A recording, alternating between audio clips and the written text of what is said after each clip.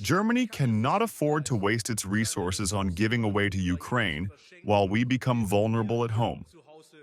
Our capital, Berlin, has just experienced how quickly critical infrastructure can become vulnerable and fail due to sabotage. Tens of thousands of households sat in the dark and cold after a left-wing extremist attack. Diesel generators were missing, generators that were in Ukraine. Germany is supposed to, in the next 10 years, reconstruct Ukraine with sums that lie beyond any serious calculability. The CDU, Christian Democratic Union, connects this with the formula for as long as it is necessary. Ladies and gentlemen, this is a blank check. Blank checks are always the beginning of the end of any control in politics. Every cent of the approximately 1 trillion euros in aid to Ukraine so far is financed by debt. Debt that will burden all future federal budgets in the form of repayment and interest. Debt is the tax of tomorrow, ladies and gentlemen. We are gambling away the future of our children for a country that is reaching out for our money and apparently blowing up its own German infrastructure as thanks, ladies and gentlemen. It is disgraceful that you, from the CDU, allow such a thing. It is disgraceful that you have not tried until today to clarify the explosion of Nord Stream. Dear colleague from the CDU, what do we actually want to continue to put up with? Corruption and lack of transparency. Once again, a corruption scandal shakes Ukraine to its core, reaching the highest circles, affecting energy and defense structures. When a state is at war and billions simultaneously vanish, it's not only morally unbearable, but also an extremely dangerous security policy issue. Because money, weapons, and materials do not simply disappear. They resurface elsewhere, in dark channels, on black markets, in criminal networks. Secondly, endless demands. It's always the same pattern. More weapons, more money, more guarantees, more commitments. But where is the clear accountability for what happens with the services already provided? The Federal Court of Justice, in its decision of December 10, 2025, regarding the Nord Stream sabotage, assumes that the attack on the Nord Stream pipelines was very likely carried out on foreign state orders. It is believed that the act was committed by a foreign state, initiated and controlled.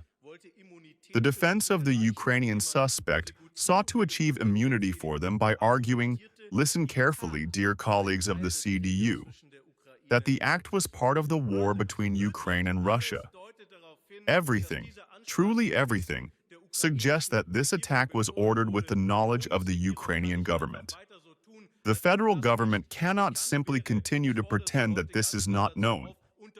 I am urging you very clearly today. Finally, investigate this. Billions of German tax money were invested in this infrastructure project, and you are trying not to provide any clarification. This is harmful to Germany and our citizens. Therefore, we want an investigation and tracking unit to be established for clarifying corruption, money laundering, arms trafficking, and terrorism financing. We also want complete transparency toward the Bundestag. Our motion concerns the corruption that has been proven in Ukraine, which needs to be uncovered and addressed. I have not yet heard from you a single word about addressing these issues, about wanting to investigate them, which the USA has already initiated. Do you have a concept for this? Do you have a convincing plan on how you will use taxpayers' money that has actually flowed into some yachts, hotels, or luxury cars to reclaim them so they are once again available to the German taxpayer? Thank you for the question. If you had treated the issue of Ukraine fairly in your request and addressed the phenomenon of corruption correctly, then you would have mentioned that it is the Ukrainian society, the Ukrainian judiciary, and the Ukrainian special agencies that have investigated the corruption cases that have occurred in recent months. It was the Ukrainian civil society. And that is why what you are doing is unfair. You are trying to discredit the country by only focusing on the problem and not mentioning that the country itself is capable of fighting corruption. In doing so, Ukraine has our full support. You know, I find that really great, and also welcome your general interest in improved anti-corruption efforts. The AfD faction demands the rule of law and the fight against corruption in Ukraine. One might think, how fitting, the AfD, but no other German party faces more corruption proceedings than you. Your colleague, Busthorn, has his apartment cleaned with taxpayer money. The list is long. The Immunity Committee must work overtime to lift immunity. As for the proceedings against you, I must honestly say, my dog is more likely to become a vegetarian than for you to become a party of the rule of law. The AfD's motion starts with large numbers and ends with even greater indignation. What it unfortunately lacks is a serious analysis. Here, budgetary funds, political commitments, loan guarantees, and EU instruments are presented, and long-term reconstruction projections are cheerfully mixed together as if they were somehow all the same.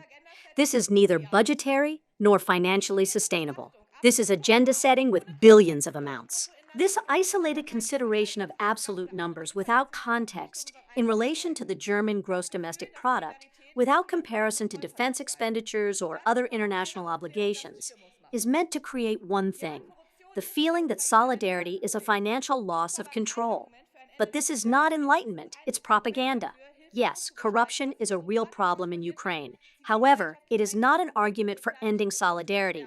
It is an argument for structuring aid in a way that is democratically controlled, involves civil society, and strengthens social structures, rather than later reconstruction programs becoming a neoliberal testing ground. Because corruption does not affect ministers or oligarchs. Quite the contrary, it affects those who do not have a car to leave Kiev when the infrastructure is again destroyed by Russian attacks in sub-zero temperatures, those who do not have money for hotels or generators. Those who cut aid under the pretext of fighting corruption are not punishing the elites, but the serious parts of Ukrainian society. Multiple shots at source.